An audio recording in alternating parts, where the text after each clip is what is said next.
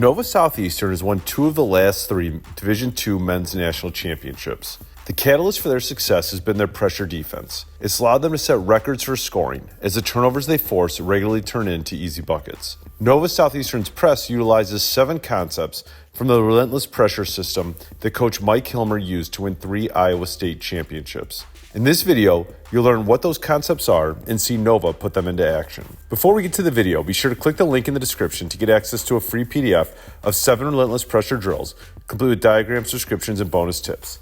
Now let's get to the video. So in our yellow press, typically we'll put our guy on the ball. We don't always do that. Sometimes we'll still leave him back, just depending on the talent level of the guards that are getting the basketball once it's in bounds. But now we're trying to get these guys a little bit tighter to the offense, and we're trying to force them to catch it as close to the baseline as we can. And that's why sometimes we'll leave this inbound man back just so they can't throw it over the top pass. But typically, as long as you're playing tight and you guide that guy, they will generally run right down to this area. We find that with almost every team, and then they'll toss the ball in this way. And then again, it's going to kind of vary, but if some teams will have that guy cut to the sideline, some might actually have their opposite guard cut, but we'll just say for now that this guy cuts to the sideline. If that happens, our X goes with him, and now they're up the sideline there. So I will show you where they would be from there. Now we've got the basketball right here. And we are on the basketball there. They've cut a guy to the sideline. We've cut with him. And now this guy, once the ball's in bounds, has to get in the middle of the court. That's good floor positioning. And our deep man then would slide to the ball side, and this guy would slide to the ball side. We try to get, if we can then, and you can see it here, if there's a midline drawn, we have all 5 guys on one side of the court. And we really firmly believe that's important because then they've got to throw a longer pass to break our press, and those passes over the top are easy to recover from, so we don't have to worry too much. And then in the yellow, once we're set here, I mean, our goal is to turn the dribbler, and eventually this guy will clear deep and we'll go with him. Eventually, when this guy dribbles up the side, our defender is going to go get him cut off in the front, and the other defender is going to come from the side. The second thing you'll see is where we're trying to get to as much as we possibly can is a blindside trap. So if we can get Cole turned, he's coming to the middle, he kind of beats Brecken up the side with the dribble, and now Brecken has to sprint ahead, and as soon as the head is turned, Hayden's coming from the side to get that trap. Now when that happens, that's when we're looking for a rotation here. Our sideline man stays in front of the basketball, we're looking to rotate there, and we're looking to have our deep guy read this pass up the court if we can. Very important that when we get that trap, we get it buried, and we'll talk about that as well later. So that's a sideline trap where we're just trying to get them up the side and get them trapped there.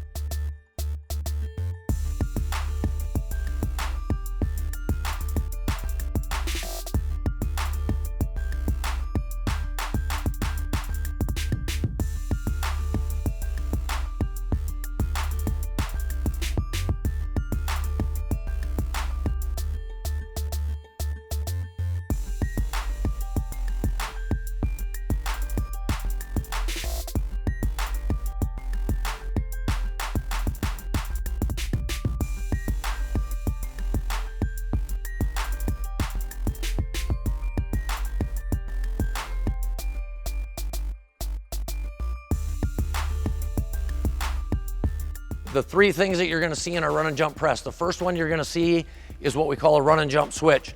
So we're going to be working this dribbler the best that we can. Maybe he starts up the sideline, comes back to the middle, and as he comes back to the middle, we're trying to keep the ball out of the middle of the floor. We would run and jump here, and we would switch that off as the pass comes here. Our deep guys would adjust, always staying in between their man and the ball, and the further, just kind of like a half-court defense, the further their man is from the ball, the further they can be away from them. Our deep guy tries to stay above the 3-point line back there. So that would be a run and jump switch.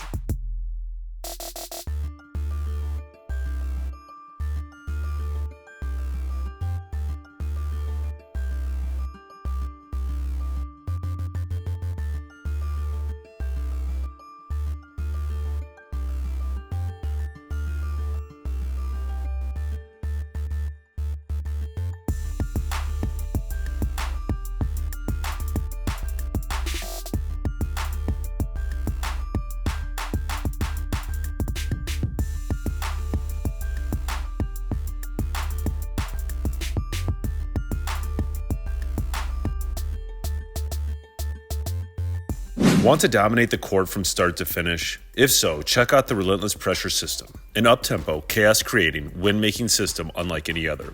Coach Mike Hilmer took his win rate from a modest 56% to a staggering 96%, with 7 straight state title game appearances and 3 state champions to show for it after implementing this system. Featuring running jump trapping, blindside pressure that catches opponents off guard, and pressing on both makes and missed shots to never let the pressure ease up. It's not just defense. The system builds high-octane offense with seamless transition actions, half-court sets, and over 20 breakdown drills. No rigid rules, just smart, aggressive read and react basketball. Ready to turn your team into relentless winners? Then check out the link in the description below to experience the system risk-free for 60 days and see how it ignites a culture of chaos and championships in your program. Lastly, we'll talk about our green press. In our green press, this is all-out pressure. We're actually trying to steal the inbound on a made shot. So it's going to look like this. If the ball's being brought in right there and the guards are typically near the elbows, maybe screening for each other, we're going to be face guarding, and whoever their best guard is, the inbounder is going to be right behind him, so it's going to look like that. So we've got basically a 3-on-2 up here defensively, and then we've got a guy here, and our deep guy would be here if their deep guy was somewhere back here.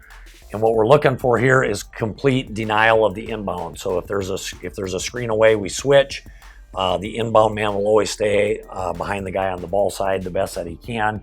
And it's really important to teach this guy, he's got to be paying attention. It's really important for him to be paying attention to the inbound pass.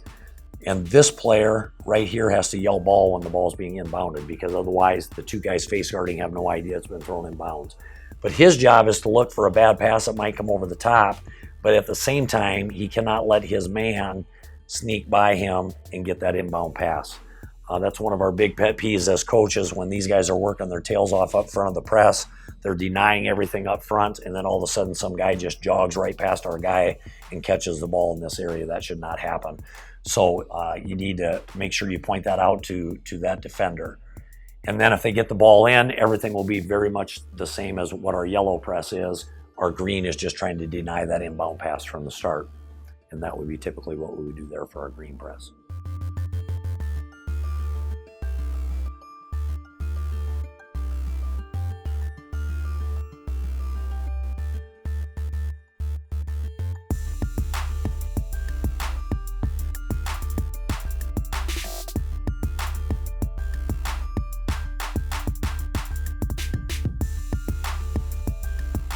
So in our red press, what we're looking to do, we're not looking really to trap, or we're still trying to force the pace of the game, but we're trying to do it without giving up an easy basket. So this is typically might be if we're way in the lead, maybe the team's broken the press a few times and we're trying to make sure that they don't get an easy basket for a couple possessions. But in red, what we would do is typically we would put our defenders kind of on the side of the offense, and we're just trying to force them down to the baseline a little bit. We're really not too concerned with where they catch it. We just want to make sure that when they do catch it, we're in front of them and we're squared up on them. We would typically, in this case, in red, we're most likely to put our guy that's guarding the basketball back here just so we don't give up a pass over the top or something like that. And then in a typical, there's going to be a deep guy in most press offenses and somebody in the middle to start with. A lot of the time what we do is we use, in our press offense, we have a guy that cuts through, so we'll just have that guy cut through, and if that did happen, our guy that's guarding the inbounder would just go with him. And then from there, we're playing from there just a full court man-to-man where we might be stunting at you a little bit.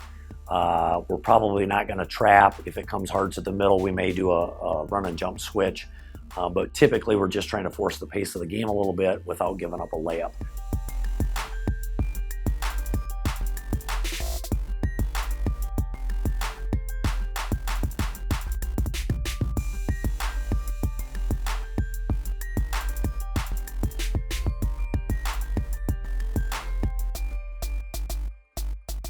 Okay, most teams that try to clear out are generally going to have guys out of here already. You're going to be deep in that corner. You're going to be deep down that sideline. You, Hayden. And they're just going to toss it into their best player. and they're gonna clear this guy out. So Hayden, get even deeper. Okay, now, I wanna pause it right there.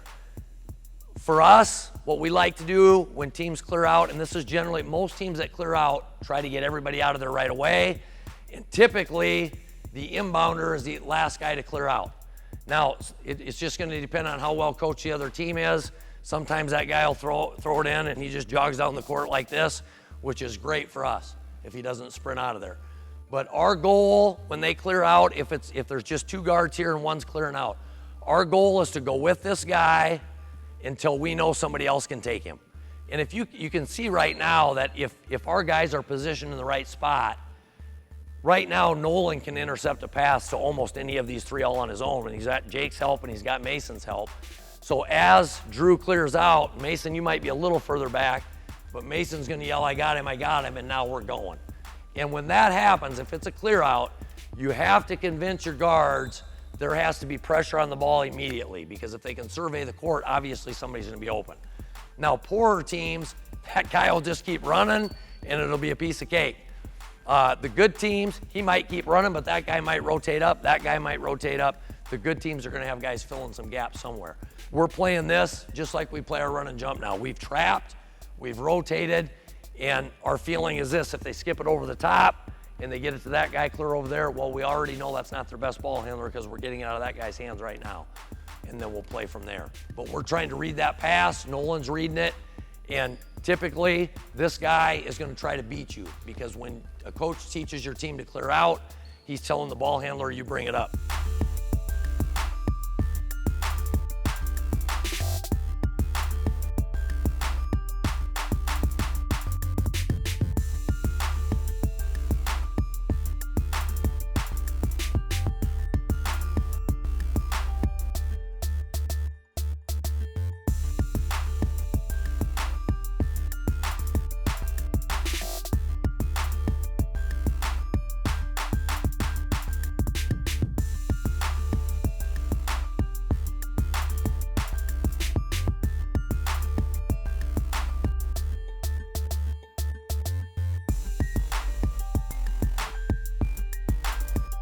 I'm gonna start with what we do on a missed shot. So on a missed shot, we always send two guys. Let's say the rebound comes over here and we know it's gonna be on this side of the floor. So typically we have one guy that has to take the ball. Now, we try to teach this the best that we can. If this team is a team that outlets the ball right away, so let's say there's gonna be an outlet and we know the ball's gonna be caught out here, then here's how we would go from there. We would send one guard, and this has to be a guy that's really good on-ball defender. We'll send, there's two guys that are in the front row. We send one to the ball and we send one to the middle gap right there, so they can't just get it and dribble right up the court. If they get it and they want to dribble right up the right side of the court or the left side, if they get it on that side, we're fine with that, because we're gonna sprint ahead then and get a trap. And actually we like that if they try to go really fast on a miss. Then these two guys have to be really good at being on-ball defenders. They have to be good trappers. Helps to have a little length on them, but sometimes you don't have that choice if you're better on-ball defenders are a little bit shorter. Then we will send the next row. I wouldn't want to typically stereotype these guys, but typically they might be a little bit slower than that first row guy. So the second row guys will run to the sideline into the deep middle. Again, trying to get everybody on one side, and then you'll always have a designated guy deep. The designated guy deep always leaves when your team shoots, they don't offensive rebound, they release almost like they're cherry picking the other direction. They're cherry picking to get back on defense instead of offense, so that guy should never get beat deep, he should always be deep. So you're looking at on-ball defenders there. These are good anticipators right here. Guys that can read the floor and rotate really well, have good speed. And then this guy has to be a great guy at taking the charge. He has to be smart at when to come up and when to go back. So if we draw these offensive guys in here, like we typically see, maybe a deep guy back here, now it's a missed shot, but now we're set up and everybody is picking a man. If these guys have run out of there, this guy doesn't run with them. As soon as our second row guys know that the deep guy can cover too, then we just leave them. So literally, if this middle guy would run down and be anywhere near this other guy so that our deep man could play between them. He could go trap immediately if he wants to, or he can wait for that trap and rotate up. So on a clear out, it'll be a little bit different, but if you see on this situation, then you want your on-ball defenders here, your good anticipators here, and this guy has to be a really tough guy that can take a charge at the back of the press.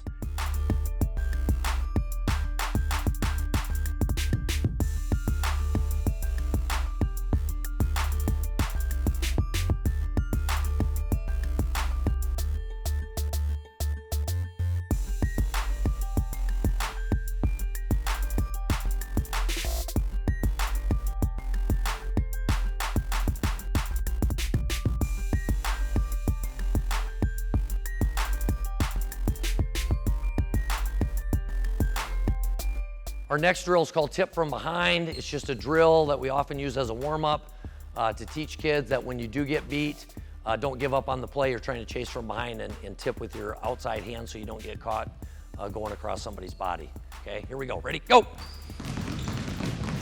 Get it, tip it, tip it. Good, good, good. Keep in mind when you're tipping, how hard do you want to tip it?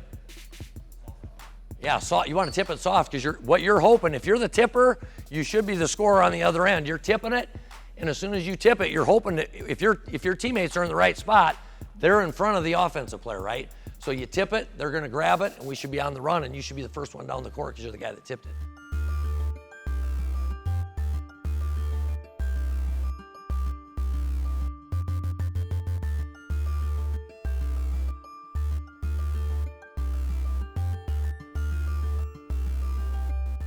We hope you enjoyed this pressing video. If you want instant access to 7 Relentless Pressure drills, make sure to click the link in the description so you can gain access to a free PDF featuring diagrams, descriptions, and bonus tips. Again, if you incorporate these drills into your practices, your team will have the technique and mindset necessary to pressure teams into submission. Make sure to click and subscribe, and then click the bell button so you're the first to know when we release more new videos. Thanks for watching.